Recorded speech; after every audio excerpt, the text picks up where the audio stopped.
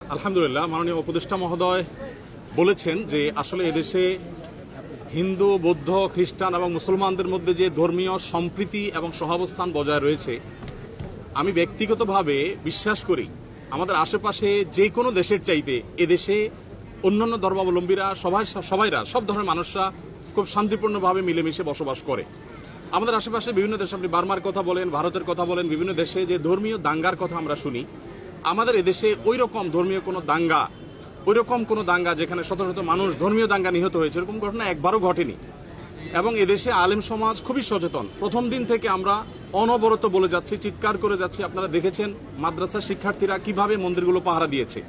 এবং যে বিচ্ছিন্ন ঘটনা ঘটেছে, আমি একজন সাধারণ নাগরিক হিসাবে সরকারের কাছে জোর দাবি জানাবো, এখানে মাননীয় উপদেষ্টা আছেন, আরও অন্য যারা আছেন, যে সেগুলোকে সর্বোচ্চ শাস্তি তাদের নিশ্চিত করা।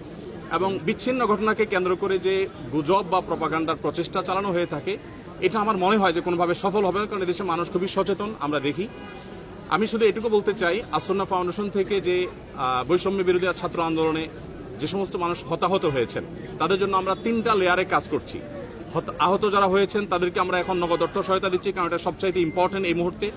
এরপরে দ্বিতীয় লেয়ারে যেটা আমরা কাজ শুরু করব, ইতিমধ্যে কাজ শুরু হয়ে গেছে আমাদের, আমরা পাবলিকলি ঘোষণা দেব, সেটা হলো যারা পঙ্গুত্ব বরণ করেছেন, 2টা চোখ হারিয়ে ফেলেছেন বা হাত পা হারিয়ে ফেলেছেন, তারা সারা জীবনের জন্য উপার্জনক্ষম হয়ে গেছেন, তাদেরকে কিভাবে সারা জীবনের জন্য ব্যবস্থা করা যায়, সরকারের পাশাপাশি আমরা আমাদের জায়গা থেকে তাদের জন্য কাজ করব। আর যারা নিহত হয়েছেন, ইনশাআল্লাহ যারা শহীদ হয়েছেন, তাদেরকে ইনশাআল্লাহ তাদের পরিবারের লোকদেরকে কিভাবে স্বাবলম্বী করা যায় সেজন্য আমরা কাজ করব। এবং যারা এখন হতাহত হয়েছেন বিভিন্ন জায়গায়, অনেকে জানতে চান যে আমরা কিভাবে সাহায্য পাবো। আমরা তাদেরকে বিনীতভাবে বলতে চাই যে আমার ভেরিফাইড ফেসবুক পেজে এই বিষয়ে যে পোস্ট আছে পিন করা, সেখানে একটা গুগল লিঙ্ক দেওয়া আছে। এই গুগল ফর্মে গিয়ে আপনি যে কেউ, আপনি নিজে অথবা কোনো কারোর মাধ্যমে যদি আপনি সেখানে আপনার তথ্যগুলো আমাদেরকে দেন, যে কোন জায়গায় আপনি আহত হয়েছেন, কোন হসপিটালে ভর্তি আছেন, আপনার ইনজুরিটা কি, নাম কি, ঠিকানা কি, আপনি দিলে 24 ঘন্টার মধ্যে ইনশাআল্লাহ আমাদের লোকজন আপনার সাথে যোগাযোগ করে সহায়তা ইনশাআল্লাহ পৌঁছে দিবে।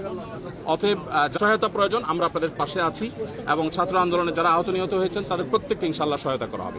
ধন্যবাদ সবাইকে।